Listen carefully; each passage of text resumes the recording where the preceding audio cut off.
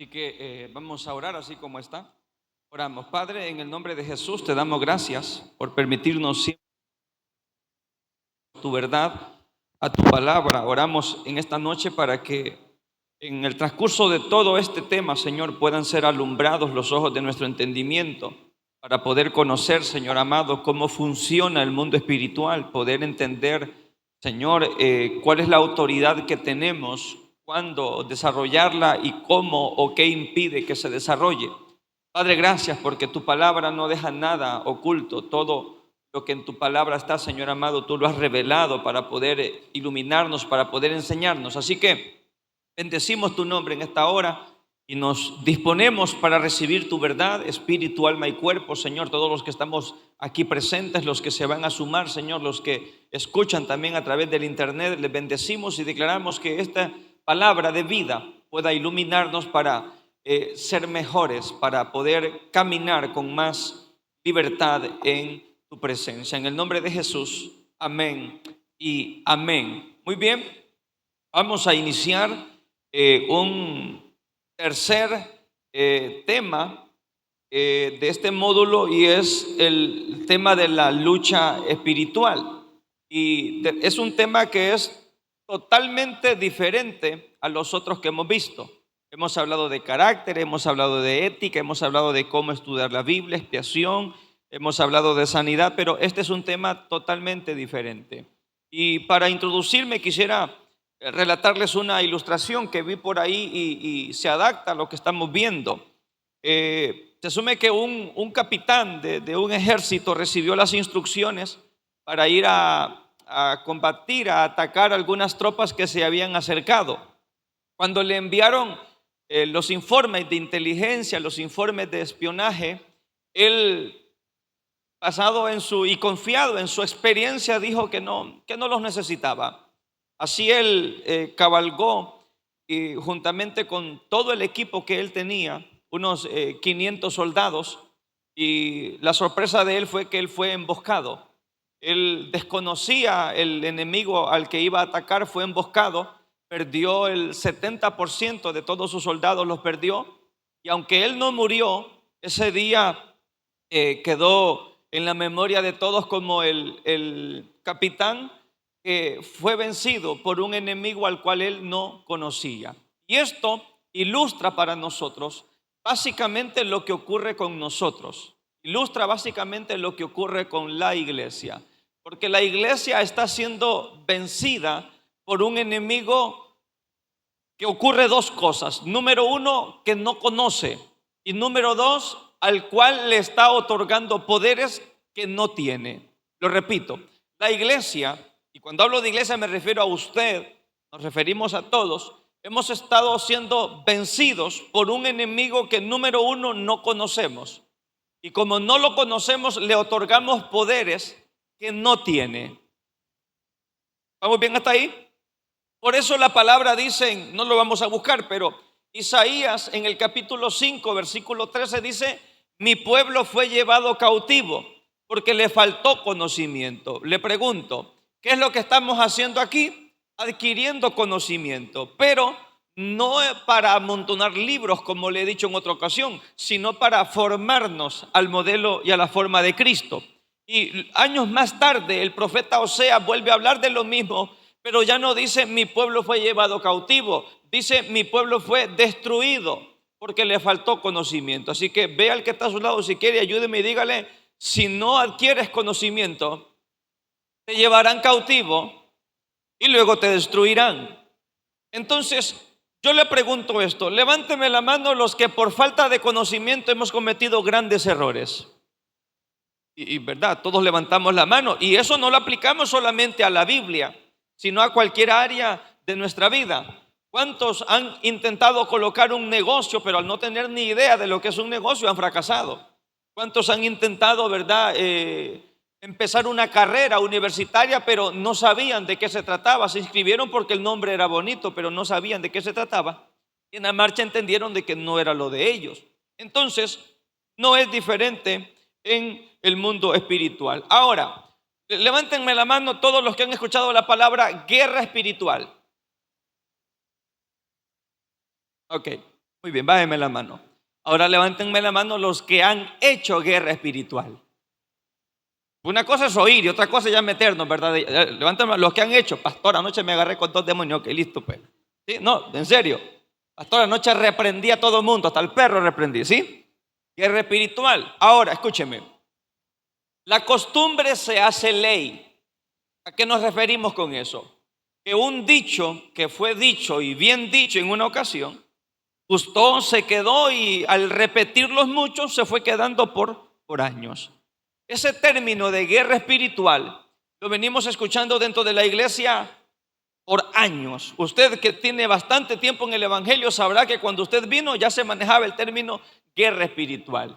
Pero yo quiero ilustrarle esto, la diferencia entre la lucha, porque ¿cuál es el tema?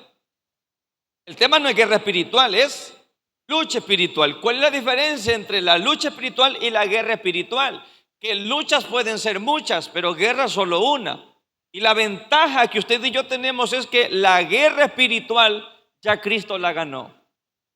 Hoy de nuevo, la guerra espiritual ya Jesús la ganó por usted y por mí. Entonces ya usted y yo no necesitamos estar en guerra espiritual. Ocupamos mantener luchas o batallas espirituales en nuestro diario vivir. Usted mira, pastor, pero ¿por qué entonces hablamos de tanta guerra espiritual? ¿Cuántos libros no se han escrito? Le repito por lo mismo, porque un concepto, ¿verdad? Se volvió una costumbre y es normal ahora. Es por ejemplo el término, ¿cuántos han escuchado esto? Dios me reveló. ¿Cuántos han escuchado la palabra revelar? Bueno, si usted y yo queremos ser fieles a la escritura, ya no hay revelación. Pero usamos el término porque el término correcto, que es iluminación, no lo manejamos. Entonces, cuando usted escucha que alguien dice Dios me reveló, la frase correcta debería ser Dios me iluminó con algo, porque la revelación tiene que ver con el carácter y la persona de Dios, y todo eso ya está plasmado en la Biblia. Pero como Dios pasa por alto nuestro tiempo de ignorancia, nos deja que sigamos usando las frases. Al final lo hacemos con una buena intención. ¿Me explico? Entonces, cuando hablamos de lucha espiritual, pues el versículo que nos salta a la vista es el de Efesios capítulo 6, versículo 12. Pero vamos a leerlo desde el 10 para que entendamos más al contexto. Recuérdese que cuando estudiamos la Biblia tenemos que utilizar la observación, la interpretación, para luego tener una conclusión. Y dice: por lo demás, hermanos míos, fortaleceos en el Señor y en el poder de su fuerza. Cuando usted lee el capítulo 6, versículo 10, pero agarra del 10 para atrás hasta llegar al versículo 1, el libro o la carta a los Efesios está hablando de la victoria de Jesús por la iglesia, por nosotros. Nos está enseñando de cómo somos salvos, no porque hayamos hecho algo nosotros, sino porque Cristo pagó por nosotros. Nos está enseñando cuál es nuestra posición en Cristo. Pero llegado al versículo 10, empieza a decir por lo demás.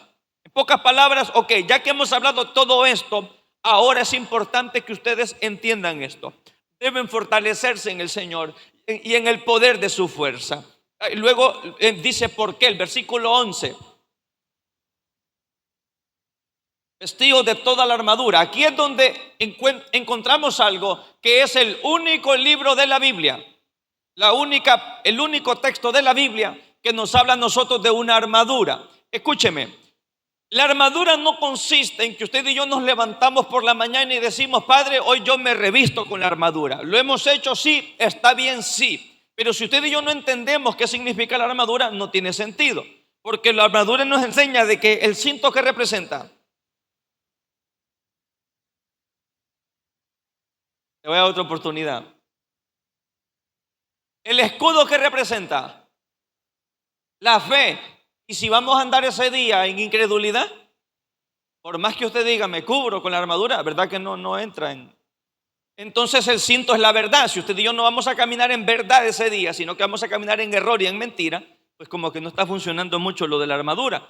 No porque no sea eficaz, sino porque no estamos comprendiendo. Dice: utilicemos la armadura de Dios para que podáis estar como.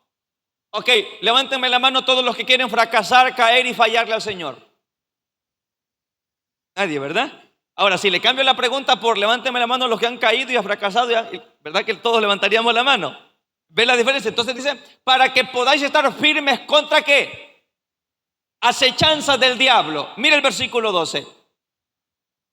Porque ese es el texto base de esta enseñanza, el versículo 12. Porque no tenemos lucha contra carne y sangre, sino contra, ¿qué más?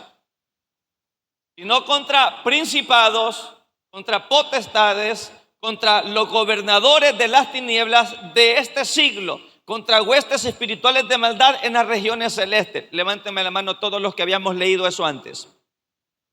Ok, ¿y usted sabe qué significa todo eso? Entonces como que nos quedamos bien cortos, ¿verdad? Porque está hablando ahí de funciones. Cada quien tiene una función. Entonces, mire, vamos a entrar en detalle. ¿De dónde surge la guerra espiritual y qué es exactamente? Usted me dirá, pastor, si ya no hay guerra espiritual, ¿por qué usted escribió ahí guerra espiritual? Porque así es como usted y yo lo entendemos. Así es como usted y yo estamos familiarizados. ¿De dónde surge esa lucha continua, esa lucha espiritual? Bueno, vamos a entender esto. Le dije yo que este pasaje únicamente lo encontramos aquí. Usted no encuentra que Juan hable de la armadura, no encuentra que Lucas, que Marcos o alguien más hable de la armadura. Ni siquiera el mismo Pablo habla de la armadura en las otras cartas que él escribió. ¿Por qué específicamente le está hablando a la iglesia de Éfeso? Éfeso es una de las iglesias de las cuales más información podemos obtener, ya que se menciona en Hechos, tiene su carta y también se menciona en Apocalipsis. Pero el libro de Hechos nos da a nosotros un poco de luz para entender por qué Pablo está hablando de esto. Y vámonos a Hechos capítulo 19. Hechos capítulo 19, versículo 18. Hechos 19, 18. La palabra dice que usted recuerda que Pablo iba por todos los lugares predicando. Y cuando llegamos a Hechos dice, y muchos de los que habían creído, hablando de la ciudad de Éfeso, muchos de los habitantes de esa ciudad que habían creído, venían confesando y dando cuenta de sus hechos. El 19. Asimismo, muchos de los que habían practicado, ¿qué cosa? La magia. Ok, entonces eso nos dice a nosotros cuál era el ambiente o la atmósfera espiritual que había en Éfeso. Muchos de los que habían practicado la magia se convierten al Señor. Muchos, no todos, ¿verdad? Pero muchos vienen y dice, habían practicado la magia, trajeron los libros y los quemaron. Escúcheme, todas aquellos enseres que usted y yo podamos tener, recibir, ya sea porque su abuelo le regaló una pata de conejo para la buena suerte, eso no se regala. Eso se quema. Diga conmigo, no se regala, no se bota, se quema. Y le digo esto porque es que, pastores, que el jarrón tan lindo que me lo trajeron de las pirámides allá en Egipto. Bueno, usted tiene que saber que eso tiene un trasfondo espiritual. Todo fue dedicado a alguien. Pastor, el mío no fue de Egipto, fue de las ruinas de Copán. Yo ya le he hablado de eso, ¿verdad? Así que no voy a ahondar nuevamente con eso. Entonces dice, lo quemaron delante de todos y hecha la cuenta de su precio, hallaron que era de 50,000 piezas de plata. Oiga, ¿cuánto dinero quemaron ahí? Porque es que uno cuando va a deshacerse de algo, lo primero que uno piensa es, y es que me costó tanto, pastor, por Amazon lo pedí. Hay 4,000 pesos, pastor, y quiere que bote el peluche. No. Escúcheme. Éfeso era una ciudad, ella lo conoce. ¿A qué Dios adoraban ahí principalmente? Lo vimos cuando estudiamos el método cultural, a la diosa Diana. Había un megatemplo ahí lleno de servidores, pero Éfeso en general era una ciudad que creía mucho en el ocultismo, creía mucho en todo lo que tiene que ver con la magia, la hechicería, todo ese tipo de cosas. Entonces, nosotros entendemos por la misma palabra que los hechiceros, ser hechicero es una obra de la carne. ¿En qué aspecto? En que alguien tuvo el deseo de tener poder, entonces se agregó a esta gente que practica esto. El mundo espiritual es muy amplio. No tengo yo obviamente todo el conocimiento de esto, ni pretendo yo enseñar todo en esta clase porque el tiempo no nos daría. Pero una de las cosas que yo he aprendido es que los espíritus inmundos, que son mentirosos y son engañadores, le hacen creer a la persona que son dominados por la persona. Le voy a dar un ejemplo. Digamos que el hechicero tal de X lado trabaja con X demonio. Ese demonio le hace creer al hechicero que está bajo el dominio de él, cuando en realidad es el demonio el que controla al hombre. Pero ellos necesitan creer, hacerle creer a la persona que son ellos quienes lo dominan para ellos poder trabajar. Por eso es que si alguien viene y dice, Satanás no existe, Satanás no se enoja. Para él mejor si alguien considera que no cree, porque entonces ¿a quién le va a echar la culpa de lo que ocurre? Porque como Satanás no existe. Entonces la palabra acá nos alumbra y dice tienen que fortalecerse. Y escúcheme, fortalecernos en el Señor no es congregarnos. Fortalecernos en el Señor no es leer un versículo fuera de contexto. Fortalecernos en el Señor es pedirle. Voy aquí de nuevo. Fortalecernos en el Señor es pedirle que nos llene de su gloria y de su presencia todos los días. Porque una iglesia llena es una iglesia avivada. Una iglesia avivada es una iglesia de fuego. Nos lo enseñaba el pastor Jaime también. Una iglesia de fuego, Satanás no permanece, tiene que salir huyendo. Cuando una iglesia está encendida, su nivel de discernimiento está activo. Por lo tanto, todo lo que vea, todo lo que escucha, todo lo que olfatee, le va a discernir, le va a saber si es de Dios, si viene de Dios o no viene de parte de Dios. Pero cuando usted y yo no estamos fortalecidos en el poder del Señor, pasan dos cosas principalmente. Número uno, ignoramos todas las maquinaciones y artimañas del diablo. Y número dos, a todo lo que nos ocurre le llamamos casualidad o cosa del destino. ¿Me sigue acá todavía la iglesia? Yo le pregunto a usted sin que usted me responda, ¿cuántas cosas han pasado en su vida que tiene un agente espiritual atrás de todo eso? Porque usted ve que Daniel estaba orando. Y yo no he encontrado, durante yo vivo, yo nunca he encontrado a alguien de quien Dios dé tan buen testimonio como de Daniel. Porque Dios le dice a Jeremías, Jeremías, si a mí me tocara destruir la tierra, a Daniel no lo destruiría por su integridad.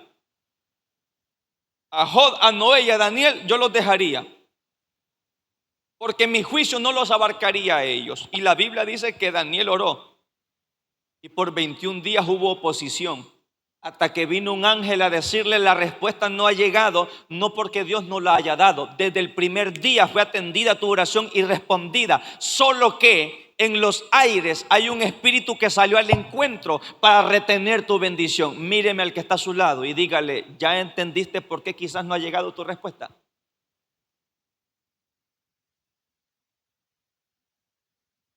Y nosotros peleando por los horarios de culto. Y nosotros discutiendo de si llueve o no llueve para venir o no venir. No es que Dios no haya respondido, es que Dios ya dio respuesta, pero hay oposición que no permite que llegue a usted la respuesta. Ahora, volvamos acá. Entonces, cuando entendemos el contexto cultural y espiritual, sobre todo de Éfeso, logramos entender por qué Pablo, en este caso el escritor, como se suele decir, dice lo que dice. Porque les dice fortalezcanse. Diga, levánteme su mano derecha en alto y diga conmigo, me despierto. No, pero así como despierto, me despierto y me fortalezco en el Señor. Padre, lléneme de su unción, lléneme de su poder, abra mis ojos espirituales, abra mi entendimiento, abra mis oídos espirituales, Señor amado, para conocer. ¿Me dice amén a eso? Ok, entonces, vemos entonces a través de Hechos la razón por la cual Pablo escribe lo que escribe a los de Éfeso. Entonces les dice, ustedes tienen que fortalecerse y ponerse una armadura, porque esa armadura va a permitir que ninguna acechanza. Y luego más adelante dice, volvamos a Efesios, por favor. Luego dice, para que podáis contrarrestar todo dardo de fuego. Eso dardo de fuego tiene que ver con tiene que ver con flechas, con saetas, con lanzas, pero usted y yo entendemos que lo que el diablo o las tinieblas le envían a usted no es literalmente una flecha, es un pensamiento. ¿Sí? Ok. Porque no tenemos lucha contra carne y sangre, principados, potestades. El siguiente. Contra los gobernadores. Vámonos al siguiente. Por tanto, tomad toda la armadura de Dios para que podáis resistir en el día malo. El día malo es el día de su tentación. Significa que para usted hoy pudo haber sido el día malo, el día que más ha sido tentado. Quizás para el que está a su lado va a ser mañana el día malo. Y quizás para otro, y no es que significa que solo un día malo va a tener. Cada día que somos tentados aplica para esto del día malo, para que pueda resistir en el día de la tentación. Y habiendo acabado todo, estar firmes. 14. Está pues firmes, ceñidos vuestros lomos con la verdad, vestidos de la coraza de justicia, calzados los pies con el apresto del evangelio. Sobre todo, tomad el escudo de la fe. Aquí está. Sobre todo, tomad el escudo de la fe. ¿Por qué? ¿Por qué sobre todo el escudo de la fe? Porque ¿cuántos somos de Cristo aquí? Entonces, la fe que dice que usted pelea solo o que Cristo pelea con usted. Entonces dice sobre todo el escudo de la fe. ¿Para qué? Para que podáis apagar todos. O dice para que podáis apagar el dardo. ¿Cuántos dice? Todos, todos. Mire, ¿verdad que usted y yo ni cuenta nos damos cuando somos llenos de pensamientos? Sí, porque los demonios tienen tanta experiencia trabajando con el hombre, con la mente humana, que le meten un pensamiento a alguien de, ¿y si mejor te quitas la vida? Y la persona dice, ¿y si mejor me quito la vida? Y la persona decide quitarse la vida porque cree que su pensamiento fue de él. ¿Cuántos nos han quitado la vida porque un pensamiento los orilló a eso? Entonces, luego, para que podáis apagar los dardos de fuego, ¿de quién? El maligno, el 17. Y tomad el yelmo de la salvación. Yelmo es casco. Yelmo es casco. Significa que nuestros pensamientos tienen que estar llenos de la palabra salvación. No en sí, salvación, salvación todo el día, sino soy salvo. Soy de Cristo, soy heredero, su sangre me cubre, tengo la unción, está el poder en mí, Él me cubre, Él me guarda, Él me reviste. Entonces eso es colocarnos el yelmo, el casco de la salvación. Vea al que está a su lado y dígale, póngase el casco, hermano. Póngase el casco, y mejor ponga la armadura completa. Y cuando ahí hablaba del calzado, del apresto del evangelio, lo que nos está diciendo acá es que ya no somos esclavos del pecado. Porque los que usaban zapatos eran los que eran hijos, los que tenían posiciones, los que no eran esclavos, porque los esclavos andaban descalzos. Pastor, soñé que fulano andaba descalzo. Bueno, ya le alumbré un poquito entonces, porque los esclavos andaban descalzos, no tenían acceso a zapatos. Por eso es que cuando el hijo el padre del hijo pródigo lo recibe, lo primero que hace es cambiarle, le pone zapatos. ¿Por qué? Porque viene en una condición de esclavitud. De hecho, él mismo decía, yo sé que soy tu hijo, pero permíteme hacer mérito yo para poder obtener algo. Hazme como tu jornalero. Dios no necesita que usted ayune para bendecirlo. Dios no necesita que usted ore para bendecirlo. Dios necesita que usted ayune y ore para que Cristo sea formado en usted. Qué diferente. No, pastor, es que si yo no ayuno 40 días no me viene la bendición. No, usted no entendió el evangelio entonces. ¿Sigue aquí todavía la iglesia? Ok, estamos en la preintroducción. Vámonos a 2 Corintios 2:11, porque vamos a empezar a darle sentido a esto. 2 Corintios 2:11. Escúcheme. Ponga el versículo 10, papá. Ok, antes de que lo leamos, míreme acá. Levántenme la mano todos aquellos que alguna vez se han disgustado con un hermano en la congregación y han estado 1, 2 o más días disgustados. Levánteme la manito para ahora que usted con nadie se ha molestado. Levánteme la mano con libertad. O quizás no con un hermano, pues, pero con un familiar, con un amigo, con un vecino, con alguien que respira, pues. Ok. ¿Qué cree usted? Escúcheme bien lo que voy a preguntarle ahorita. ¿Qué cree usted que pasa en el mundo espiritual cuando se conoce que usted no perdona?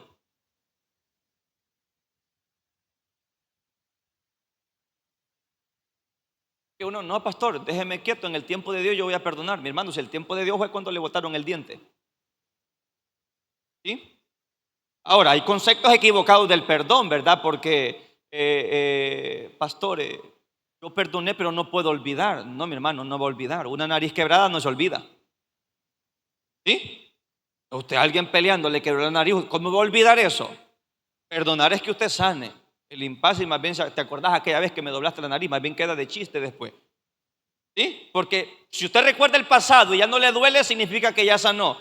Si usted recuerda el pasado y deja de comer 3 días, mi hermano, usted ocupa sanidad interior. Y dice, Pablo está hablando de una situación que hubo con un hermano en Corinto.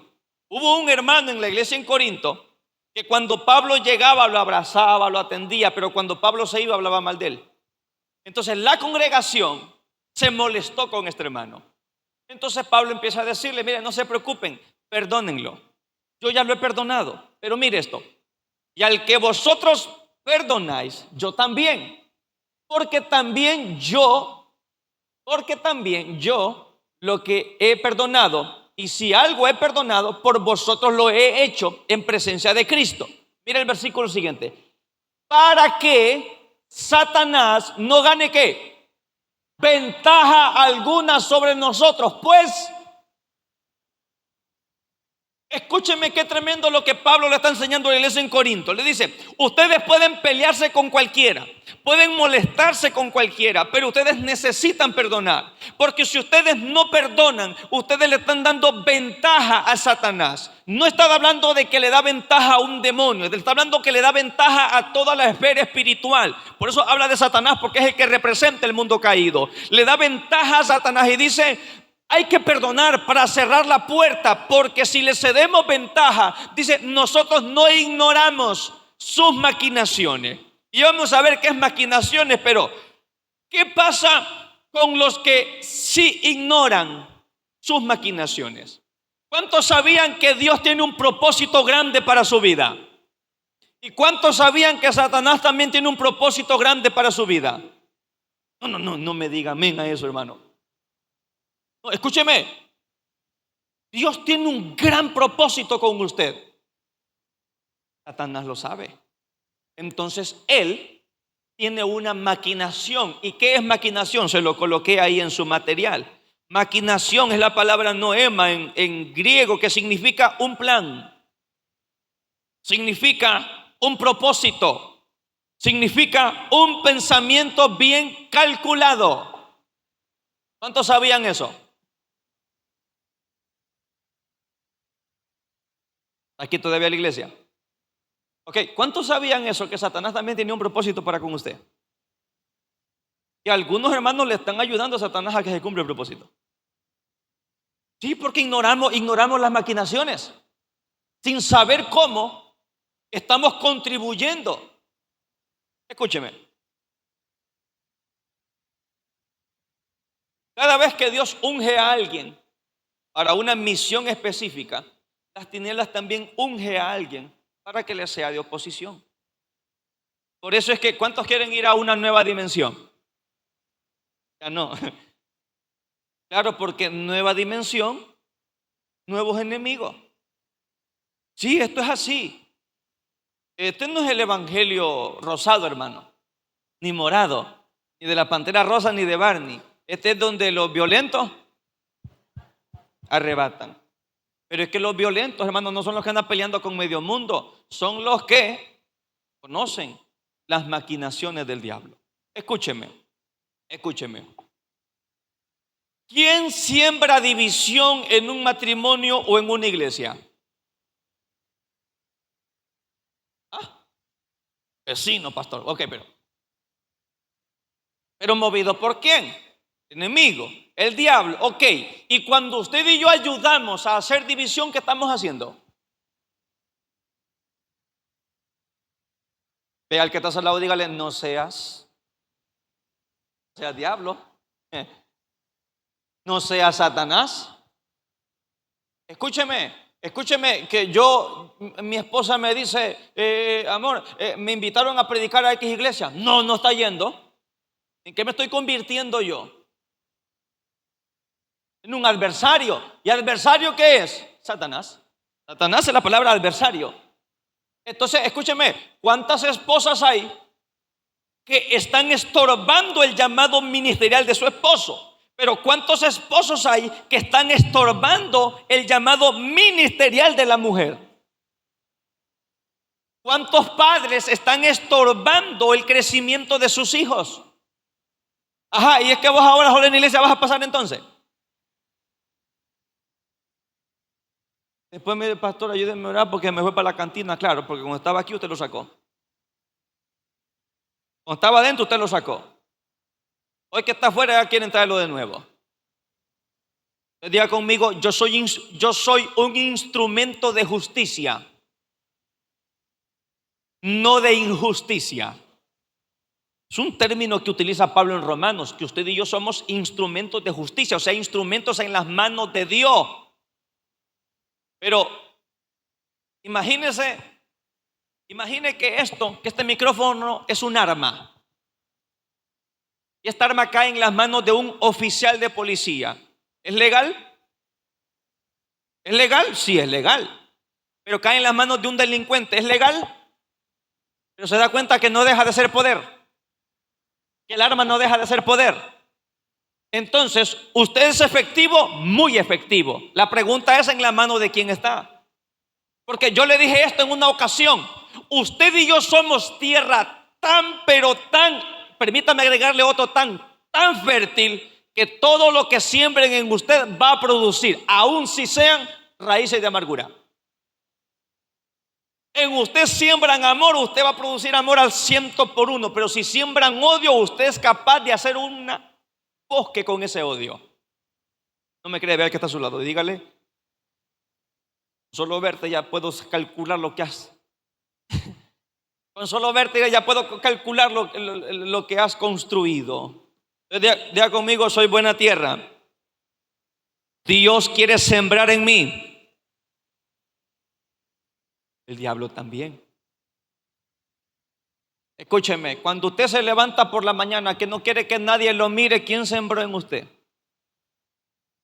No, sí, pues, sí o no, que a veces uno se levanta como que, no con el pie izquierdo, hermano, parece que con las manos se levantó nada más. Entonces, escuche,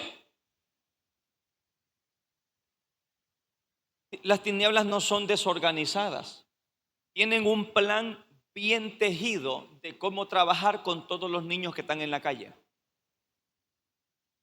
Tienen un plan bien establecido de cómo trabajar contra todas las familias pastorales.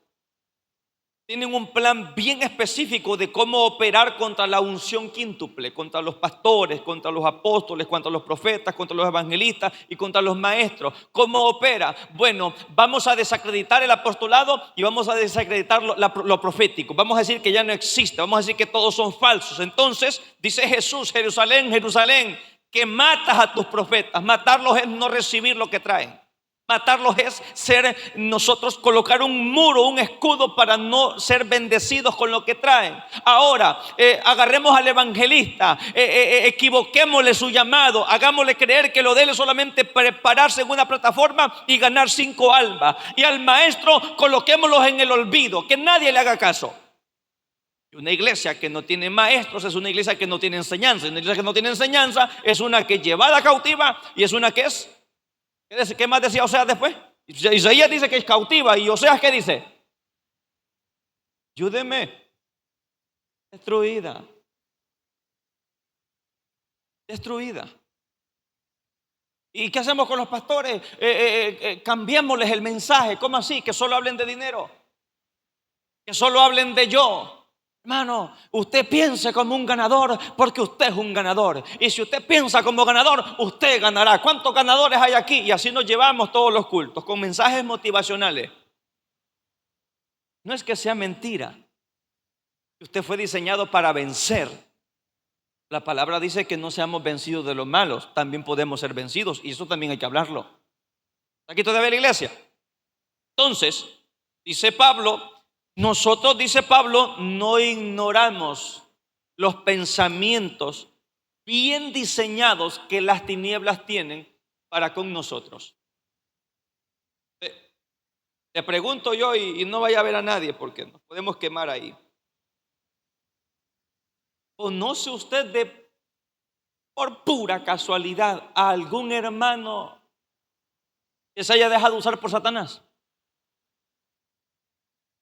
Sí, no creo yo, pero quizás de casualidad, ¿conoce usted alguno? Pastor, yo mero, pastor. Hay que ser humildes para decir, pastor, yo un tiempo estaba equivocado, me dejé usar por Satanás. ¿Sí? ¿Cuántos esposos pueden decirle a su mujer, amor, perdóname, me he dejado usar? Es más fácil decirle, la culpable sos vos. En fin, lucha espiritual. Volviendo a Efesios 6:12 dice, porque no tenemos lucha. Yo ya le hablé. ¿Qué significa la palabra lucha? Ahí se lo coloqué en el material, pero se lo he dicho varias veces. Lucha es combate. Combate cuerpo a cuerpo. ¿Hasta cuándo? Hasta que un cuerpo cae al piso. ¿A usted le enseñaron que al indio Lempira lo mataron con un escopetazo? No, murió en una palé, murió en una lucha, combate cuerpo a cuerpo. ¿No? Sí, porque eso nos enseñan en la escuela, ¿sí o no? Y el indio miró la bandera blanca, ¿y qué sabía el indio? Que lo blanco era paz. Entonces, lucha es combate. Ahora, como la clase es de lucha espiritual, no vamos a meternos con los otros dos enemigos con los cuales usted y yo luchamos a diario. El principal es la carne. ¿Sí? ¿Está conmigo? El principal combate que usted y yo tenemos día a día, cuerpo a cuerpo, es con nuestra carne. ¿Está aquí todavía la iglesia? El segundo es el mundo y sus pasiones y sus deleites y lo que nos ofrece. Y el tercero, que es el cual vamos a tratar, que es el lado espiritual, que tiene que ver con toda la esfera espiritual de las tinieblas. ¿Está aquí todavía? ¿Estamos aquí todavía? Ok, vamos a arrancar entonces. ¿Cómo se origina esta lucha espiritual donde el hombre es involucrado? Para usted y yo comprender de dónde salió Satanás, de dónde salieron los demonios, de dónde salió Jezabel y dónde salió Estupor y un montón de individuos que andan por ahí, tenemos que remontarnos al origen de todas las cosas. Cuando usted y yo abrimos la Biblia, en el primer libro, en el capítulo 1, versículo 1, ¿qué leemos? ¿Qué dice Génesis 1:1? En el principio, ¿cómo? Creó Dios, ¿qué cosa? Los o el cielo. Los. Unos dicen que hay 3 cielos, otros dicen que hay 7, otros que hay 9 y otros que hay 12. Yo le puedo decir que hay uno el que veo, ¿verdad? Pero no. Bíblicamente entendemos que hay 3. Ahora, escúcheme. Hay cosas que no se las coloqué ahí en el material porque son conclusiones que algunos estudiosos tienen, pero no es algo que la Biblia pueda confirmar. Y mientras la Biblia no pueda confirmar algo, usted y yo no podemos dar por sentado de que es así las cosas. ¿Estamos de acuerdo con eso? Usted y yo podemos hablar de un tema, pero tenemos que ser francos al decir, hermanos, esto que voy a transmitirle no lo dice la Biblia, pero la tradición dice X cosa. Entonces usted y yo veremos si podemos validar o respaldar eso. Pero si la Biblia no lo dice en cuanto a cuestión de doctrina, no podemos establecerlo, ¿sí? Entonces, cuando vemos el origen de la creación, pues obviamente todo lo creado tiene una fuente, que es Dios. Y todo lo que Dios creó le dio forma. La razón por la cual usted y yo somos como somos es porque Dios nos dio una forma. La razón por la cual los animales tienen la forma que tienen es porque Dios le dio una forma. Hay que redundancia, ¿verdad? La razón por la cual la tierra es como es porque Dios le dio una forma. Y a todo lo que Dios le dio una forma, le dio vida. A todo lo que le dio vida, le dio propósito. Una buena pregunta que quizás usted y yo podríamos hacerle al Señor cuando estemos con Él es: ¿para qué creó los zancudos? ¿No cree que es una buena pregunta esa? ¿Por qué? Porque es que uno analiza, hermano, y uno no ve por dónde, en qué pueda beneficiar eso a la creación. Pero yo quiero recordarle que toda la creación gime porque quiere ver la manifestación de los hijos de Dios, no porque quiere vernos a nosotros, sino porque quiere ver el reino de Dios implantado en la tierra, ¿Por qué razón? Porque la creación misma perdió el diseño original. Por eso es que Isaías dice que el niño meterá la mano donde está la víbora y no le morderá, que el león comerá hierba, porque ese es el diseño original de Dios. Lo que pasa es que todo se perdió con la caída, pero no vamos a adelantarnos con eso. Todo lo que existe fue creado por Dios. Ahora, ¿qué es aquello que no es humano, que también Dios creó? ¿Me ayuda usted con eso? ¿Qué cree usted? ¿Qué más cosas cree usted que Dios creó? ¿Ah? ¿Ángeles? ¿Qué más? ¿Arcángeles? ¿Serafines? ¿Querubines? ¿Ah? Potestades, principados, aunque ahí habla ya de grupos. Entonces, escuche, Dios es creador. Dios es creador. Todo lo que Dios creó, lo creó desde su intelecto. Por eso dice, hagamos al hombre conforme a nuestra imagen y conforme a nuestra semejanza. La razón por la cual usted y yo tenemos la capacidad de elaborar un plan, un proyecto, de plasmar en una hoja un edificio y luego colocar el edificio ahí, es porque tenemos semejanza. Pero esa misma semejanza es la que nos da a nosotros la posibilidad de llegar a ser santos como Dios es. Por eso la palabra dice que nos llenemos de pensamientos que tienen que ver con lo que es noble, con lo que es bueno, con lo que es digno de alabanza. Si usted y yo andamos pensando en carne, vamos a soñar con carne. Si usted y yo andamos pensando en cómo agradar a Dios, vamos a soñar hasta cómo agradar a Dios. ¿Me sigue? Entonces, cuando vemos la creación, vamos a entender dos cosas.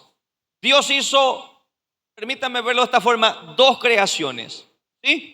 La creación angelical o espiritual, lo que es angelical para que lo entendamos un poco más, y la creación natural. Con la creación angelical hablamos de todo lo que tiene que ver con todos aquellos seres que usted y yo obviamente no podemos ver porque son espíritus.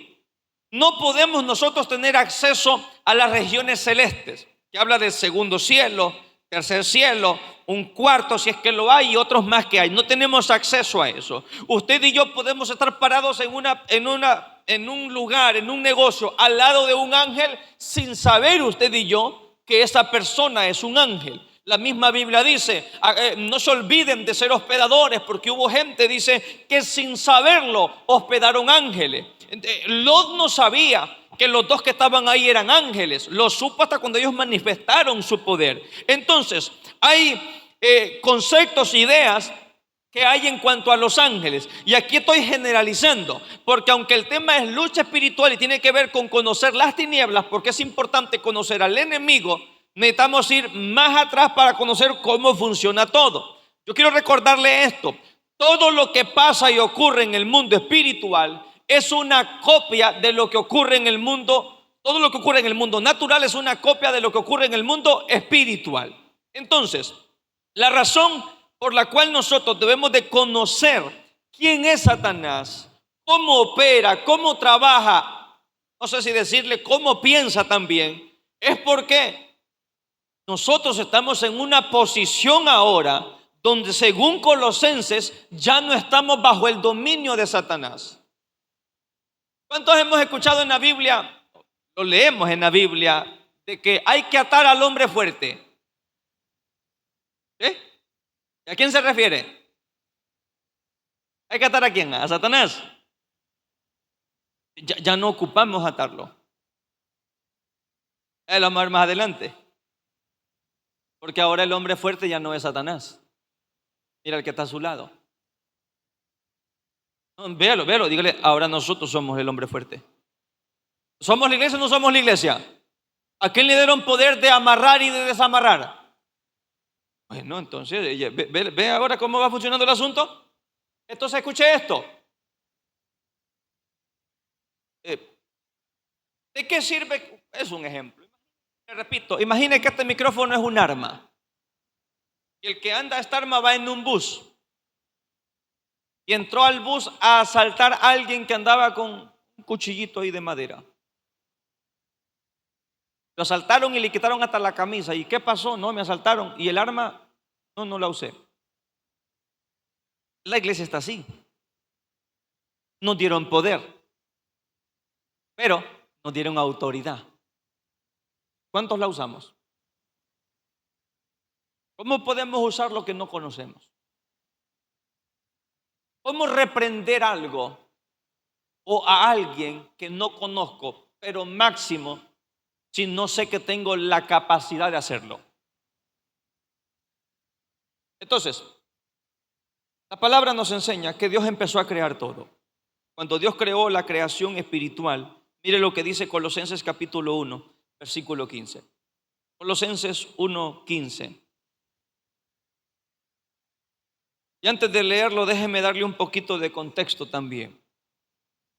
La iglesia en Colosas, la cual conocemos como los colosenses, estaban situados en un lugar donde, al igual que los de Éfeso, al igual que los de Gálatas o los Gálatas, estaban luchando con muchas enseñanzas que se habían levantado. ¿Se acuerda que enseñamos por qué Pablo decía no permito que la mujer enseñe? ¿Se acuerda que enseñamos eso en el método cultural que hablaba del gnosticismo? Bueno, estos mismos individuos habían levantado una serie de enseñanzas donde decían ellos, dentro de algunas cosas, que Dios, para comunicarse con el hombre, utiliza ángeles o utiliza demonios, porque el hombre no tiene la capacidad de accesar directamente con Dios. Por eso la necesidad de Pablo de decir también, o del escritor de decir, que solo hay un medio entre Dios y los hombres, que es Cristo como intercesor. Ahora, ellos enseñaban que Jesús era un otro tipo de ángel. Entonces ellos, de una forma astuta, fueron metiendo culto a los ángeles dentro de las reuniones cristianas. Por eso usted encontrará que el mismo Pablo dice que no hay que hacer culto a los ángeles. Y lo enseña porque eso se metió como una doctrina dentro de las congregaciones. Entonces el Espíritu Santo, a través de Pablo, queriendo sanar este problema en la iglesia, empieza a enseñarles esto, porque ellos enseñaban que Cristo fue creado, que Él fue creado, solo que ocupaba una posición mayor al resto de los ángeles. Entonces Pablo, guiado por el Espíritu Santo, mire lo que empieza a decir en el versículo 15, hablando de Jesús. Él es la imagen del Dios invisible, el primogénito de toda la creación. Escúcheme, la palabra primogénito significa el primero, el que es principal. Pero aquí no tiene que ver con que Cristo es el primogénito porque fue el primero en ser creado. No, cuando aquí utiliza la palabra primogenitura, tiene que ver con el derecho, tiene que ver con la autoridad. Cristo mismo dice que Él recibió un nombre que es sobre todo nombre. Él dice: todo poder, toda potestad me ha sido dada. Por eso es que ahora Él es el primogénito, porque es el primero en poder, el primero en gloria, el primero en majestad. ¿Me está siguiendo acá todavía? Entonces, hay un pasaje en la Biblia donde dice que Jesús es como nuestro hermano mayor, hablando por eso de que Él es el primogénito. Entonces, Pablo empieza a decir: Jesús no es uno más. Él es la imagen del Dios invisible. Está diciendo lo mismo que Jesús dijo: todo el que quiera ver al Padre tiene que ver al Hijo. Y es ahí, permítame meter acá un paréntesis. Es ahí donde nuestros amigos, los testigos de Jehová, caen en un tremendo agujero o tremendo error, porque ellos rechazan tajantemente y totalmente la divinidad de Cristo.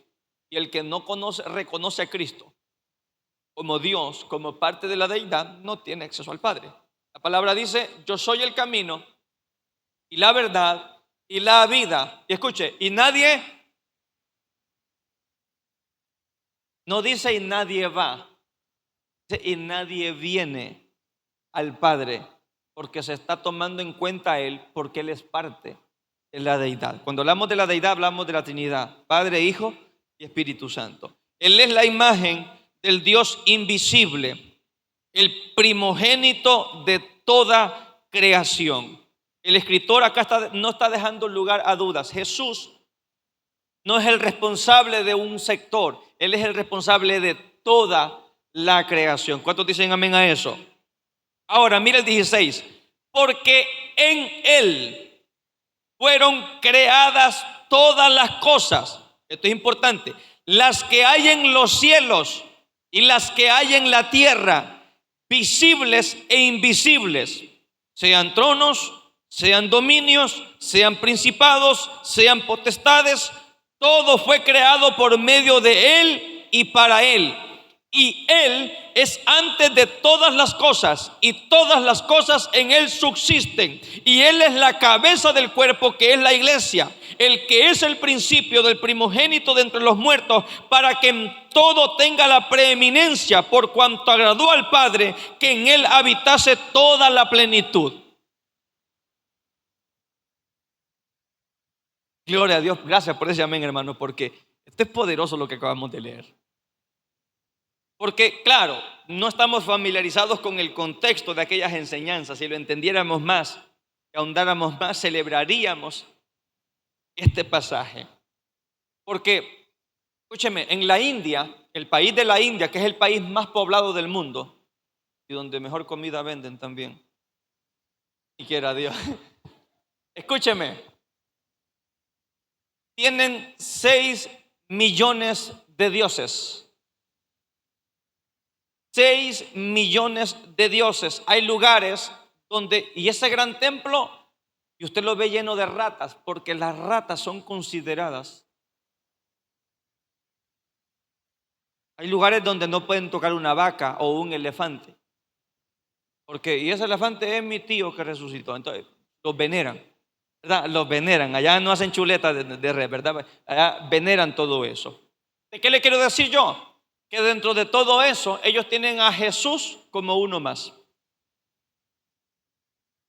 No nos vamos a ir tan largo, porque es que allá la India, muy India, ¿verdad? Entonces, vámonos a México. En México adoran la Santa Muerte. No son vagos de la calle, no. Congregaciones, terrenos, ciudades completas veneran a la Santa Muerte. Y ellos vienen y se meten estampitas de la Santa Muerte dentro de la piel. A eso se refería Dios cuando dice que no haremos rasguño en nuestra piel. Y vienen otros y dicen que se habla de los tatuajes, pero en fin, tiene una línea por ahí, pero era aquello el principio de las cosas. ¿Por qué? Porque se abrían la piel y se metían estampitas como una forma de decir: aquí yo llevo quien me cuida. No dormirá el que guarde Israel, dice la palabra. Nosotros no ocupamos, ¿verdad?, colocarnos en el brazo todo lo puedo Cristo que me fortalece, ¿verdad?, para que en momentos de tristeza leerme ahí, animarme. No, ocupamos tenerlo en nuestro espíritu y confesarlo con nuestra boca. Ahora,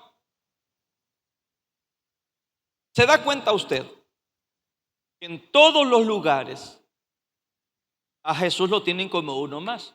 Mire, no nos vayamos tan largos. ¿A cuántos nos enseñaron en la escuela que Honduras es un país y a lo largo del territorio nacional encontramos tribus que antes vivían, y encontramos a los lencas, a los tahuacas, a los misquitos, a los peix, a cuáles otros, al tolupanes y todo ese tipo de cosas? Ok, usted va donde están los tolupanes, pregúnteles a quién adoran. Usted va donde están los mayas chortís y cualquiera de ellos. Todas esas son tribus que, aunque muchos de los jóvenes ya hoy no participan tanto de las tradiciones, mantienen todavía tradiciones donde ellos viven haciendo conjuros. Y claro, como el mundo nos vendió a nosotros que son patrimonio de la humanidad, lo vemos como cultura. Y los turistas van a estos lugares y se ponen un collar con olote, ¿verdad? Y les echan ahí. Y mi experiencia cuando anduve allá en la tribu tal, y me hicieron una limpia para limpiarme las malas vibras, sin entender que son consagraciones a demonios y que eso no se lo va a quitar ni con ácido, ni con cloro, ni con jabón. Es únicamente la sangre de Cristo. Pero como nosotros ignoramos todo eso, hacemos parte de eso. ¿Y de qué va vestido su niño a la escuela, hermana? De lenca, pastor. Él es el jefe de la tribu, o sea, es el brujo entonces. Hello. Mira, pastor, a mi hijo le tocó la bendición, pastor, de ser el jefe de la tribu de los tolupanes. Y entonces lo estamos vistiendo como ¿qué? Como el hechicero. Porque es lo que son esos lugares. El principal no es el anciano más sabio, es el que gobierna toda la tribu, es el patriarca de la tribu. ¿Está aquí todavía la iglesia? Entonces, el Señor tiene que enseñar, el Espíritu Santo tiene que enseñar, porque el Espíritu Santo, su principal función en la iglesia es glorificar a Cristo. No es que usted hable en lenguas, es glorificar a Cristo. Entonces Él, para glorificar a Cristo, dice: les voy a enseñar algo a ustedes. Jesús no es uno más, Él es el principio de todo. Él es todo lo creado, fue creado en Él, por Él y para Él, y en Él subsisten. ¿Qué significa eso? Que todo lo que respira, alabe a Jehová, me dirá usted, ¿verdad? Que todo lo que respire depende de Jesús.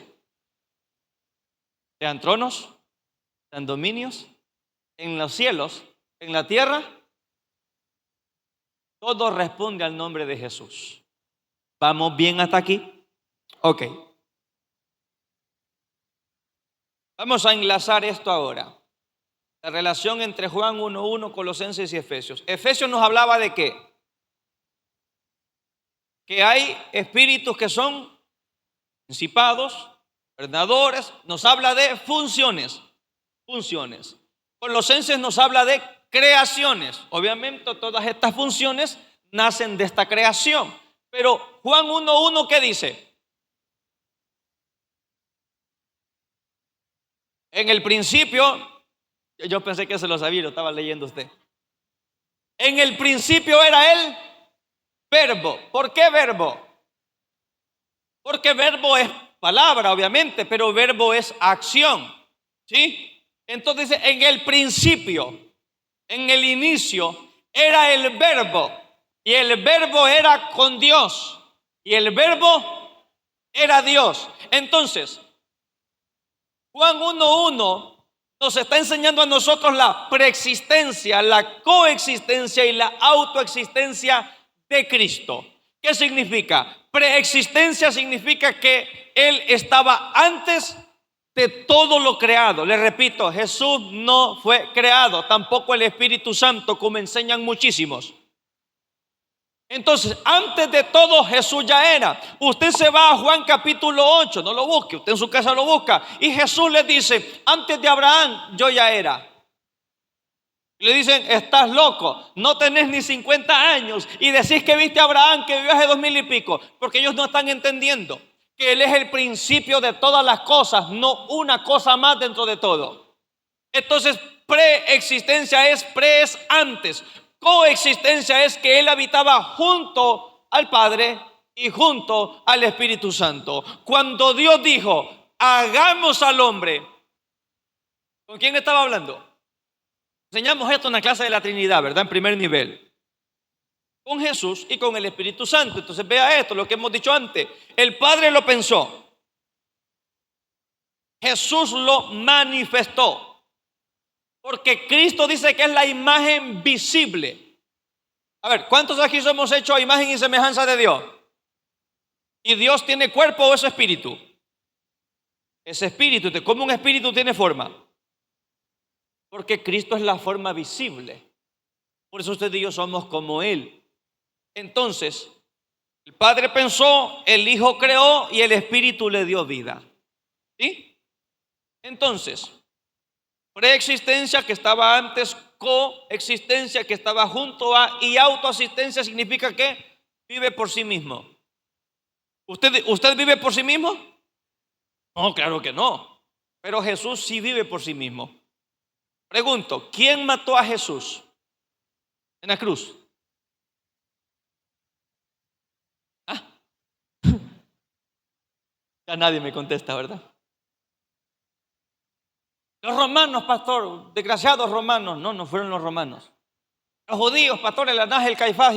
No fueron los judíos. Él dice: yo pongo mi vida y la vuelvo a tomar, porque esta facultad recibí de mi Padre, y por eso mi Padre me ama, porque yo estuve dispuesto a entregar mi vida por gente que me va a aborrecer. Y hablaba de usted y de mí. Entonces Jesús: pero entonces, pastor, y él ya sabía que iba a resucitar, entonces ¿dónde está lo grandioso de...? Sí, pero es que él sabía que iba a resucitar, pero Él tenía que pasar el sufrimiento que pasó. Levántame la mano los que alguna vez han venido enfermos al templo. No quieren ni que uno los toque, ¿sí? ¿Verdad? No, que uno no enfermo, hermano. Dice, qué raro que el pastor ande en la esquina o arriba, me duele la cabeza, que fijo, y ando yendo del aire. Pero imagínese un cuerpo con todas las enfermedades habidas y por haber al mismo tiempo, en el mismo momento. Jesús lo padeció. Que Jesús tenía migraña, catarro, que todo al mismo tiempo. Y luego súmele el corazón lleno de resentimiento, de odio, de amargura, todo al mismo tiempo. No es de que espérenme, ahorita voy con lo de cáncer, luego me muero por otra cosa. No, todo al mismo tiempo. Por eso el Padre dice, me dio un nombre, me colocó a lo sumo. Sumo significa que ya no hay algún lugar más alto al cual pueda accesar. ¿Sí? Él es el sumo sacerdote, era el lugar más alto en el oficio sacerdotal. Jesús es nuestro sumo sacerdote, según la orden de Melquisedec. ¿Vamos bien hasta aquí? ¿O vuelvo a empezar? Pero algunos que me están viendo así como que un poquito... ¿Estamos bien o es que tenemos frío o calor? Ok, entonces, todo esto incluye la creación angelical. Mire lo que dice Salmo 103, versículo 20. ¿Por qué o para qué Dios creó a todos los ángeles? Dios no necesita los querubines, no necesita los serafines, no necesita los arcángeles, tampoco me necesita a mí ni a usted. Pero Dios quiso compartir su naturaleza. Por eso cuando creó al hombre, creó la familia. Porque la familia es el propósito de Dios, no para tener hijos, sino para que se evidencie el amor, el respeto, la bondad, la justicia y la misericordia. Por eso es que dentro de muchas enseñanzas se enseña que el matrimonio es la extensión del carácter o de la naturaleza de Dios. Entonces usted y yo tenemos que orar de esa forma: Padre, que mi matrimonio sea una extensión de su carácter, sea una extensión de su naturaleza. Porque imagínese un matrimonio que solo peleando vive, no está manifestando la naturaleza de Dios. Entonces Salmo 103 dice una de las razones por las cuales Dios creó a todos los ángeles, o cuál es una de las funciones que los ángeles hacen. Dice, bendecid a Jehová, vosotros sus ángeles, poderosos en fortaleza, que ejecutáis la palabra, su palabra, obedeciendo a la voz de su precepto. Entonces, Dios no creó a los ángeles porque Él quisiera tener a alguien a quien darle órdenes. No es eso lo que está diciendo el texto. Lo que está diciendo el texto es que todo lo creado responde a Dios, ya sea para pedir un beneficio o para brindar un informe. Eso lo vemos en Job capítulo 1, pero no vamos a meterlos ahí ahorita. Luego de que Dios creó los cielos, en el principio creó Dios los cielos y la tierra. Note la diferencia. Los cielos significa que Dios creó todos los seres que usted y yo podemos encontrar en la Biblia, los creó en esa primer creación. Luego Dios creó la creación natural, que es donde entra la tierra, donde entra usted y yo, y donde entran todos los astros, donde entra el sol, la luna y las estrellas, porque no son entes espirituales, sino que son entes también que pertenecen, aunque están fuera del planeta, pertenecen a este sistema natural. Entonces, mire esto, la Génesis 1 nos habla de esto, incluye obviamente todo lo que es visible a los humanos. Cuando usted y yo empezamos a ver Génesis capítulo 1 y empieza a leer, yo le he dicho, Génesis 1 es el proyecto, es la maqueta. Génesis 2 es la consumación del pensamiento de Dios. ¿Por qué le digo esto? Porque muchos enseñan que Génesis 1 es una creación y Génesis 2 es otra creación. ¿Cuántos de ustedes han escuchado de una mujer llamada Lilith? Sí, levántame la mano los que han escuchado de Lilith. ¿Qué pastor, la vecina? No. Algunos enseñan que Dios creó a Adán y a Lilith. Que Lilith era la esposa de Abraham. Pero Lili no le aguantó casaca y lo mandó a volar a Adán, que no se le iba a sujetar, y entonces vino Adán y le fue a llorar a Dios, y Dios tuvo que crear a una Eva sumisa y obediente. Ni tanto, ¿verdad? Porque se va a comer del árbol, pero escúcheme, le estoy hablando de enseñanzas. Se han metido en las iglesias.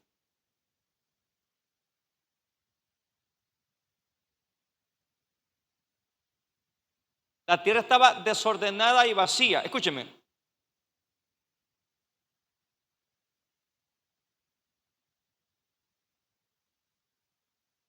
Desordenada y vacía, usted y yo en nuestro lenguaje, ¿cómo lo entendemos? Pastor, llegué a mi casa y estaba desordenada y vacía. ¿Qué entiendo yo? La dejaron como salón de baile y lo poco estaba todo tirado. Bueno, aquí desordenada y vacía significa que estaba sin concluir, sin terminar. Es como cuando usted llega a una casa y ya pusieron el techo y están colocando ventanas, pero todavía hay arena por allá, y así, falta terminarla. Entonces, es importante, usted y yo le he dicho esto antes, no le preste sus oídos a cualquiera. No tengo ningún problema en que, pastor, fíjese que escuché una predicación ahora y me edificó mucho. ¡Qué bendición! Yo no le voy a decir, hermano, ¿y usted por qué anda escuchando a otros? Si aquí su pastor soy yo, solo a mí tiene que oírme. No. No escuche gente que le va a dañar su. Pastor, es que yo tengo una pregunta que no me deja dormir. Pastor, dígame, hermano, ¿por qué nosotros no guardamos el sábado? No me venga con eso. No me vaya a venir con eso, hermano, porque le conseguimos la dirección de los adventistas y vaya para allá. Sí, porque es que ya tenemos que madurar, hermanos. Usted y yo ahora no guardamos el sábado, guardamos una vida para Cristo, no un día. Pastor, ya viene la Semana Santa, ¿y de qué sirve si es una vida santa la que el Señor quiere? No una semana. ¿Sí? Pastor, ya viene la Navidad.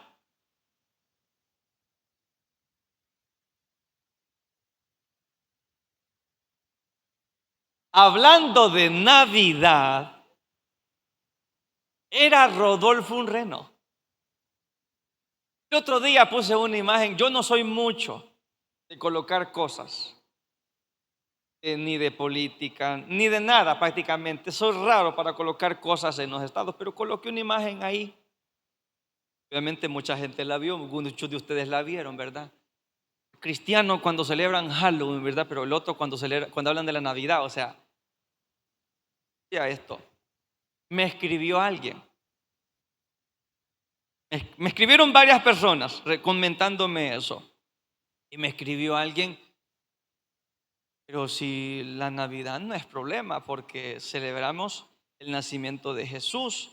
Cuando lo celebramos, estamos haciendo nosotros un recordatorio de que Él vino a este mundo a morir por nosotros. Las decoraciones que podamos colocar, alguien de esta iglesia, las decoraciones que podamos colocar tienen que ver con el agradecimiento y la felicidad que tenemos porque Él nació. Yo ya enseñé de eso. ¿Sí o no que yo ya enseñé de eso? Pastor, voy a celebrar Navidad. Amén, hermano. Me alegra mucho que la celebre. Ahí le mando fotos, pastor. Perfecto. Pues yo imagino que me va a mandar una foto suya orando en familia, partiendo la palabra, trayendo a memoria que Cristo nació no en un pesebre, sino que nació en su corazón. Pero si usted me manda foto a mí de un árbol, si usted me manda foto a mí de un frosty, si usted me manda foto a mí de aquí con mi estreno, pastor, no, eso no es Navidad. Eso no es Navidad. Yo ya le expliqué esto a usted. Eso no es Navidad. Y yo no quiero volver a agarrar otros 45 minutos de más para volver a enseñar lo mismo, ¿verdad? Pastor, yo ya tengo mi árbol. Bueno, póngalo, si es suyo, usted lo compró, póngalo. Pero yo es mi responsabilidad hablar de la verdad. ¿Sí? Pastor, pero es que voy con mis primos, ellos no son cristianos. Bueno, ahí habló, ellos no son. Es motivo para que los condene, pero usted ya conoce la verdad. Bueno, ya me vieron serio, 2 que 3, entonces volvamos con la lucha, porque es una lucha este asunto. Pastor, no me va a venir a quitar a mí mi tradición. Exacto, su tradición, no la del Señor. ¿Sí? Pregúntele a los judíos, a los verdaderos, si celebran Navidad.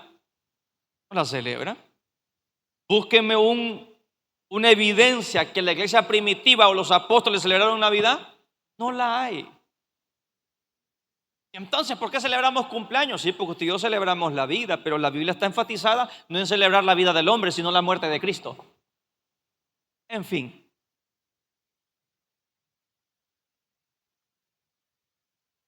En fin. Ok.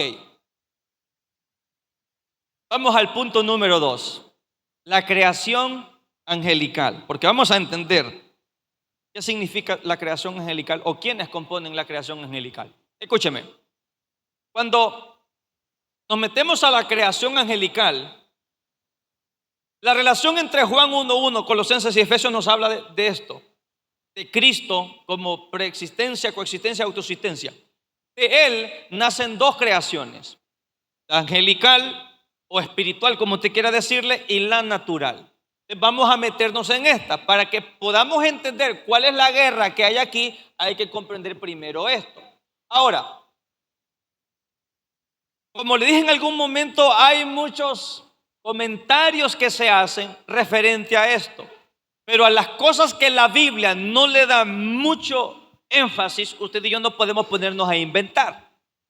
Hay algunos que a toda la creación angelical la colocan, dicen ellos, en tres grupos. Y en un grupo colocan a los serafines, a los querubines y a los tronos. En otro grupo colocan a los... ahí meten a todos en una sola línea. Y hablan de esto. Hablan de jerarquías. ¿Qué es una jerarquía? Posiciones. Una jerarquía es que este es el mero mero, este no es tan mero y este es el nada de mero, ¿verdad? Así poquito a poquito, ¿verdad? Aquel es el que manda y aquel es el que hace caso. Escúcheme, Dios no creó a nadie para que sea inferior a otro. Por eso es que en la iglesia el pastor no es más que otro. ¿Sí? En la iglesia nadie es más que nadie. Todos valemos lo mismo. Si usted va a correr a darle un vaso de agua al pastor porque el pastor dijo que tenía sed, debe y tiene que hacer lo mismo con aquel otro hermano que dijo que también tenía sed. Porque si el pastor dice que es sed y usted sale corriendo, que hasta 2 uñas dejó en el camino por traerle agua al pastor, y luego al otro hermano dice, hermano, yo también quiero agua. Ve, usted quiere, consígala. Usted es alguien que le gusta que lo vean y le reconozcan, pero no es un servidor de verdad. ¿Sí? Ahora, lo que Dios hace es que Dios delegó funciones. Y ahí es donde entra la diferencia. Porque nosotros, si vemos al alcalde de la ciudad y vemos al mendigo de la ciudad, usted y yo corremos a darle la mano y a tomarnos una foto, porque el mendigo, sácase de la foto. No, ¿verdad? Porque nosotros menospreciamos a la gente porque nosotros vivimos por apariencia. Y el profeta Samuel se equivocó 7 veces porque juzgó en base a apariencia. Ahora, Dios no creó a nadie para que diga que aquel es mayor que este. No, Dios delegó responsabilidades. Y dentro de las responsabilidades toca que uno esté bajo el sometimiento de otro. No significa que el otro sea más grande que uno. ¿Me sigue acá todavía? Usted es coordinador de un ministerio. Usted no es más santo que los que coordinan. ¿Sí? Usted no es más importante que ellos. Usted es el que está delegado como cabeza de ese grupo. Usted es el responsable de ese grupo. Usted es el responsable de todo lo que ocurra ministerialmente y espiritualmente en ellos. Pero usted no es más que ellos. Yo no soy más que usted. Yo tengo una responsabilidad con usted y con Dios primeramente, pero yo no valgo más que usted. Esto no es el Titanic, hermano, que los ricos primero y los pobres se quedan, botes, los metemos. No, aquí es que todos arriba o todos abajo. Porque es que eso de jerarquías no es de Dios. Y usted encontrará miles y miles de libros que hablan de guerra espiritual, que hablan de la jerarquía de los demonios, de los rangos espirituales. Y claro, como así lo entendemos, lo usamos, pero eso no es el sentido de lo que Dios quiso crear. Porque escúcheme, ¿dónde quiere Dios habitar? entre nosotros. ¿Y por qué no tan arriba para que vernos así? Porque es que esa no es la naturaleza de Dios. Vino y habitó entre nosotros. Porque ese ha sido siempre su deseo. Ese ha sido siempre su deseo, ¿verdad? Que venimos y en la congregación ponemos sillas como que fueran tronos para los ancianos y los demás en el piso. Porque que usted no es anciano, si está en el piso, hermano. No, aquí tiene que ser parejo. ¿Está aquí todavía la iglesia? Ok. Entonces, vamos a hablar de lo que la Biblia menciona. Dentro de la creación angelical, lo primero de lo cual vamos a ver son los querubines. ¿Quiénes son los querubines? Escúcheme. A nosotros la tradición nos enseñó que los ángeles son tan bonitos, son así como niños con angelitas que andan ahí volando, ¿verdad? Y son el ángel de la guarda. Y uno, gracias ángel de la guarda porque no me asaltaron en la mototaxi. No, eso no es lo que la Biblia enseña. La Biblia no enseña de ángeles de la guarda, aunque sí enseña de ángeles que son ministradores, que están al servicio de la iglesia. Pero no es que uno, ángel, tengo hambre, haz que aparezca aquí una... No, tampoco así, ¿verdad? Eso sería magia en todo caso, pero no funciona así. Entonces, los querubines, o uno cuando escucha ángeles, uno, ¿qué es lo primero que menciona? Dice, oye, mire, este hermano ya le van a salir alas como ángel. ¿Quién asoció que los ángeles tienen alas? Lo que pasa es que en la Biblia yo le hablo del término ángeles para hablar de todo y la misma Biblia lo utiliza, pero nos habla de diferentes formas. Cuando usted se va a ver cómo Ezequiel describe a los seres que vivió, no es nada con lo que usted y yo creemos. Y con 2 alas cubrían su cara, y con 2 sus pies, y con 2 volaban, y tenían ojos por aquí, 4 caras y unas ruedas. No, ni entiende de lo que está hablando. Porque uno es aquel tan bonito, el Cupido, ¿verdad? No, tampoco Cupido. No lo meta ahí porque no es parte de la ecuación, ¿verdad? Entonces, lo primero son los querubines. La primera mención que hace está en Génesis, cuando dice que Dios los colocó para guardar el Edén.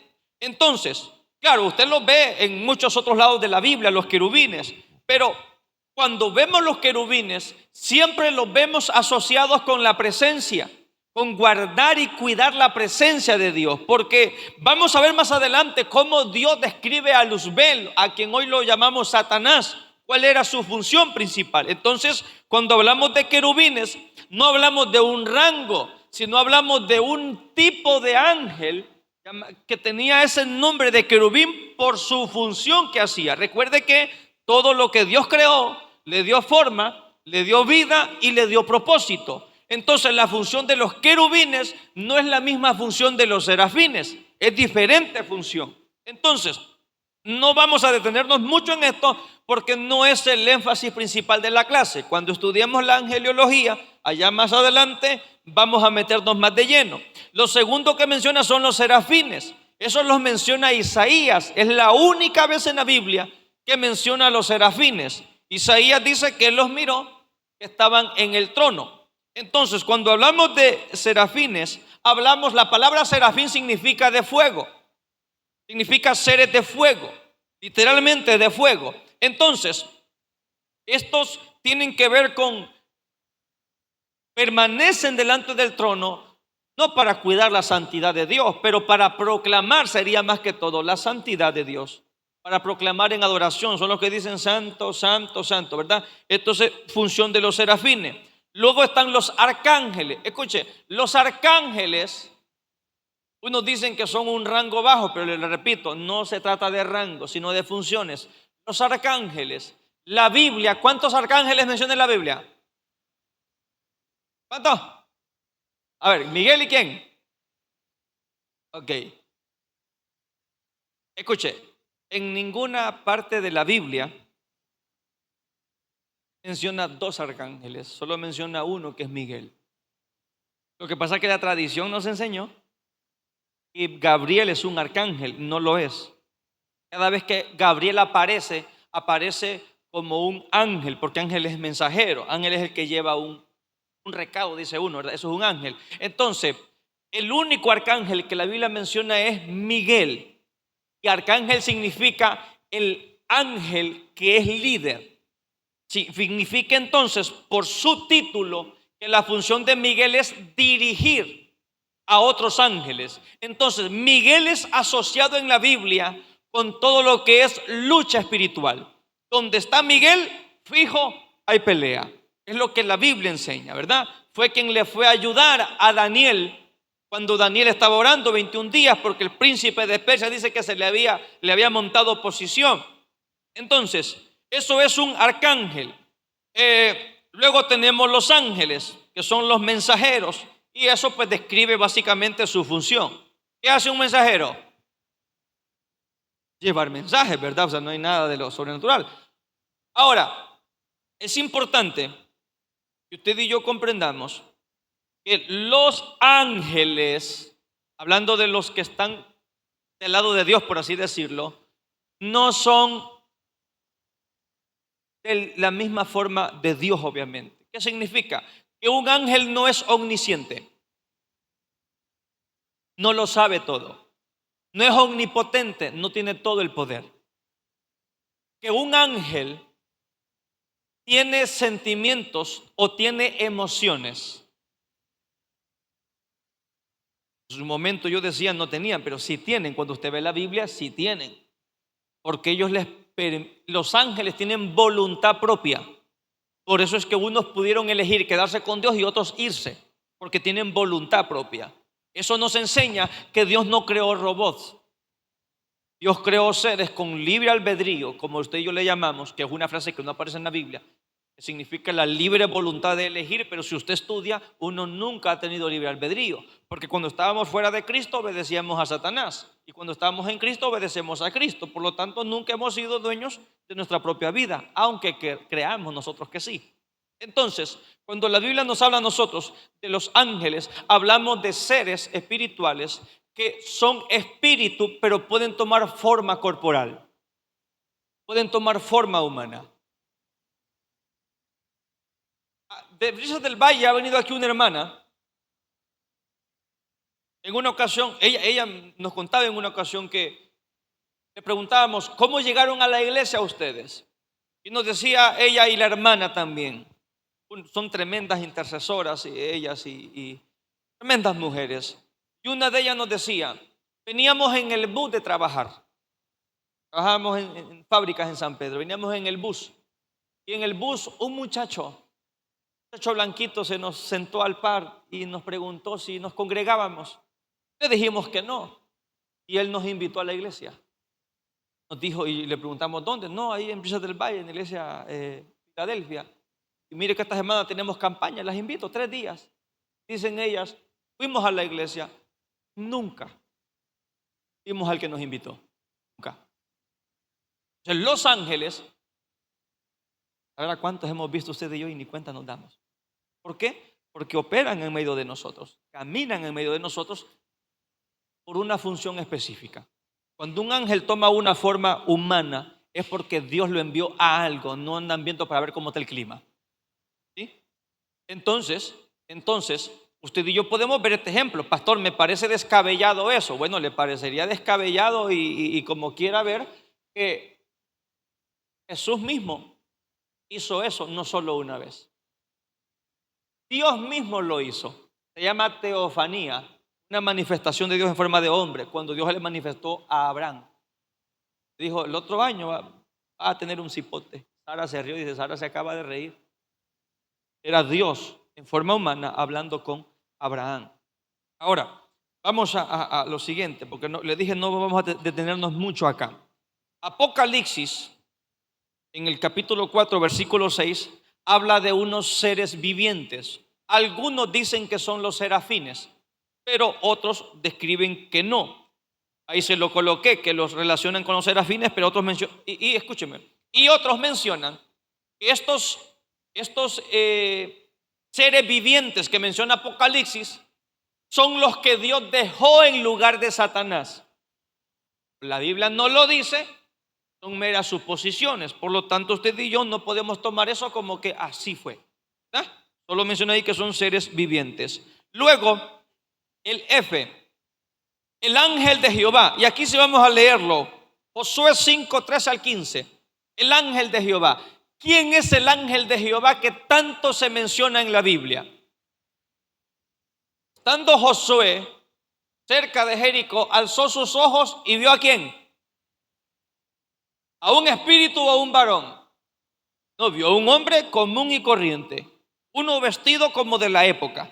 A un varón, dice, que estaba delante de él, el cual tenía una espada desenvainada en la mano. Mire esto, y dice, y Josué, yendo hacia él, le dijo, ¿eres de los nuestros o de los enemigos? Vea la respuesta. No, mas como príncipe del ejército de Jehová he venido ahora. Entonces Josué, ¿qué hizo? Le adoró. Nunca un ángel le va a recibir adoración a un hombre, jamás. Por eso es que en el Apocalipsis, Juan, que andaba viendo 1000 cosas, cada vez veía ángeles más hermosos y se tiraba al piso, porque este debe ser Dios, y le decía, no, levántate, somos consiervos. Oiga, qué lindo. ¿Qué significa consiervos? Somos iguales. Vea, por eso le digo que Dios no son rangos, son funciones.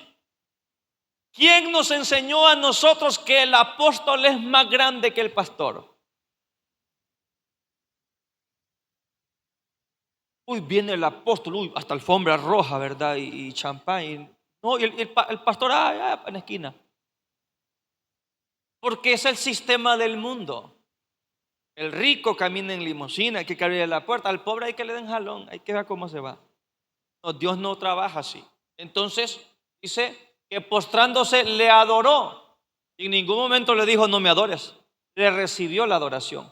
Eso es Jesús manifestándose en carne a la tierra. A eso se le llama cristofanía, una manifestación de Cristo en la tierra. Cuando era el Padre se llamaba teofanía. Ahora, Daniel 4:13. Daniel 4:13. Nabucodonosor tiene un sueño y le dicen, a partir de ahora vas a perder tu posición. A partir de ahora vas a irte al campo como los animales. Y llama la atención porque dice que él en el sueño veía un vigilante que venía a darle el mensaje. Y luego el mismo vigilante le dice, y esto es por decreto de los vigilantes. Entonces, no es que un grupo de ángeles determinaron qué hacer con Nabucodonosor. Lo aprendíamos el otro día y no coloqué ese texto, donde dice que el profeta dice, he aquí yo veía a Dios y a los ejércitos de los cielos juntamente con él. Y él preguntaba, ¿quién irá e inducirá acá para que vaya a la guerra contra Ramón de Galaad? Y decía él que uno decía una forma, otro de otra. ¿Qué es lo que a mí me encanta de esto? Que Dios siempre que va a hacer algo, lo consulta. No porque quiera una opinión, sino porque Él quiere compartir lo que Él quiere hacer. Y que Él le pregunte a los ángeles, ¿qué consideran ustedes? Habla del nivel de importancia que Dios le da a los ángeles. Por eso, hermanos, ¿cuál es el sistema de trabajo en una iglesia? Hay decisiones que tienen que ser colegiadas, tienen que ser compartidas. Imagínense aquí, hermanos, darles un anuncio. Estuve en reunión ayer con los ancianos y determinamos, hermanos, vender el bus. Ya lo vendimos, hermanos.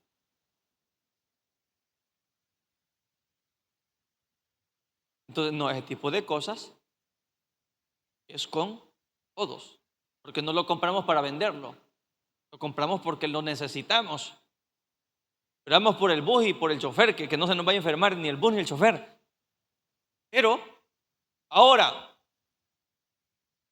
ocupamos llamarlo a una asamblea para cambiar un foco. Más bien usted con esa cara me va a ver, y ese foco nos trajo, pastor. Estoy hablando de que hay decisiones que uno las toma personalmente, que tienen que ser colegiadas. Y Dios hace eso. Dice, esto que te va a pasar, Nabucodonosor, es por decreto de los vigilantes. O sea, decreto significa ya no le podemos mover nada. Ya quedó establecido. Pero no es que los ángeles decidieron. Dios lo decidió con ellos y los envía como mensajeros. Ahora vea que esto es un sueño. Significa que los ángeles pueden meterse en sus sueños para revelarle algo de su vida que puede ocurrir o que está ocurriendo o algo que usted tiene que hacer. Así como se meten los ángeles, también los demonios se pueden meter en sus sueños para querer perturbar, oprimir en alguna área. ¿Vamos bien hasta acá? Ok. Entonces, eso de los vigilantes básicamente significa los que no duermen. ¿Una pregunta?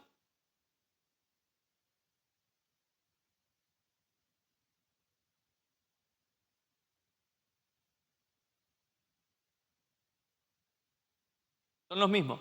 Vamos a verlo más adelante. Los que menciona el hermano Argenis, los vigilantes, son los mismos que menciona Génesis 6, si no me equivoco. Que son los que, ¿verdad?, vieron a las hijas de los hombres, pero vamos a meternos en ese terreno más adelante, porque es lo que sigue después, que es la base de todo esto que estamos viendo.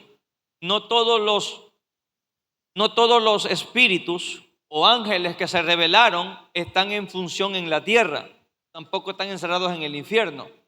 Hay un grupo que sí, otros que no, pero eso lo vamos a ver más adelante. Entonces los vigilantes prácticamente significan los que no duermen, pero la función de estos prácticamente es vigilar lo que ocurre en la tierra.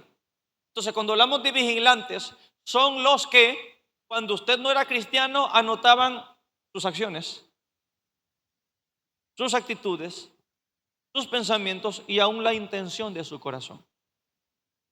Por eso la Biblia dice en Apocalipsis, y fueron abiertos los libros. Y un libro más, hablando de la Biblia, porque el juicio del gran trono blanco será con todos los libros abiertos. Y traigan el libro de las intenciones del corazón. Van a leer la intención del corazón. No, que yo sí quería bendecirlo. Ahí dice que la intención tuya era destruirlo, no era bendecirlo. Y cuando venimos a Cristo, borrón y cuenta nueva. De modo que si alguno está en Cristo, si usted y yo le metemos más mente a ese versículo, encontraríamos cantidad de cosas. Porque habla de eso, de que el acta de decretos que había en contra de nosotros, no solamente es lo que Satanás dijo, era lo que la misma ley decía y las acciones nuestras. Todo eso fue clavado en la cruz y su sangre nos dio redención. Amén. Muy bien. Entonces, dice, todos estos ángeles fueron diseñados para ocupar posiciones de honor. Todos los ángeles que acabo de mencionar, que ocupan diferentes posiciones, no hablamos, repito, no hablamos de jerarquías, hablamos de funciones. Entendemos que todos los que están aquí somos la iglesia así. Bueno, ellos son los de alabanza, ellos son los diáconos, ellos son los de escuela dominical. Todos valemos lo mismo, pero tenemos diferentes funciones, ¿verdad? Entonces es lo mismo que ocurre acá. Luego, dice acá, ¿de dónde surgen los espíritus que luchan contra la iglesia entonces? Si todo lo que Dios creó era bueno, todo lo que Dios creó era para manifestarlo a Él y para obedecerlo a Él.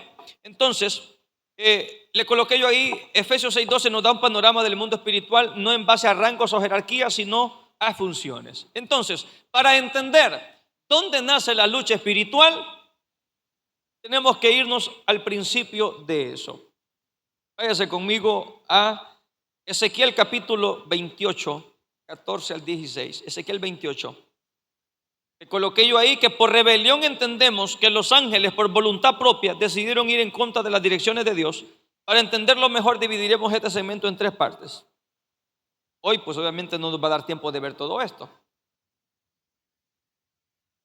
Entonces, vamos únicamente a leer lo que dice Ezequiel y lo que dice Isaías y vamos a concluir nuestra clase hoy aquí para el siguiente jueves, si Dios nos da vida, proseguir. Ponga el 13, el versículo 13. El 12, 11, ponga el 11 por favor. Vino mi palabra de Jehová diciendo, hijo de hombre, levanta endecha sobre el rey de Tiro y dile, escuche, la profecía obviamente va dirigida a un hombre. Dios tiene que hacerlo así, porque sería ilógico que Dios le diga, hijo de hombre, profetiza esto y así di esto. Satanás, así dice el Señor, porque nunca los mensajes de Dios están dirigidos para Satanás. Por eso es que nuestras predicaciones y nuestras canciones no pueden ir dirigidas. Hermano, dígalo más fuerte, que lo escuche el diablo. No nos importa si lo escucha o no lo escucha, es para Dios. ¿Sí? Es para Dios. Debemos de comprender esto. Dice, hijo de hombre, levanta endechas, lamento sobre el rey de Tiro y dile, así ha dicho Jehová el Señor. Tú eras, escuche, aquí estamos hablando de Luzbel o Satanás. Tú eras tiempo pasado, el sello de la perfección, lleno de sabiduría y acabado de hermosura. Siguiente. En Edén, en el huerto de Dios estuviste. De toda piedra preciosa era tu vestidura, cornerina, topacio, jaspe. Dele el siguiente. Los primores de tus tamboriles y flautas estuvieron preparados para ti en el día de tu creación. Satanás es alguien creado. Tú, querubín grande, ahí describe la función que tenía. Protector, yo te puse en el santo monte de Dios. Allí estuviste, en medio de las piedras de fuego te paseabas. Perfecto eras en todos tus caminos desde el día en que te fuiste creado hasta que se halló en ti maldad. A causa de la multitud de tus contrataciones fuiste lleno de iniquidad y pecaste. Por eso yo te eché del monte de Dios y te arrojé de entre las piedras de fuego, oh querubín protector. Se enalteció tu corazón a causa de tu hermosura, corrompiste tu sabiduría a causa de tu esplendor. Yo te arrojaré por tierra delante de los reyes. Te pondré para que miren en ti. Vámonos a Isaías ahora. Isaías 14. Isaías capítulo 14, versículo 12. ¿Cómo caíste del cielo, oh lucero? Y ahí es donde tomamos el nombre de Luzbel o Lucifer. Aquí lo traduce como lucero. Otras versiones lo traducen como Luzbel. Esa palabra en griego significa fósforos. Solo como dato nada más. Lucero, fósforos en griego. Hijo de la mañana, cortado fuiste por tierra tú que debilitabas a las naciones. El siguiente. Tú que decías en tu corazón, subiré al cielo en lo alto junto a las estrellas de Dios. Levantaré mi trono y en el monte del testimonio me sentaré a los lados del norte. Sobre las alturas de las nubes subiré y seré semejante al Altísimo. Y ahí creo que sigue diciendo otras cosas. Esto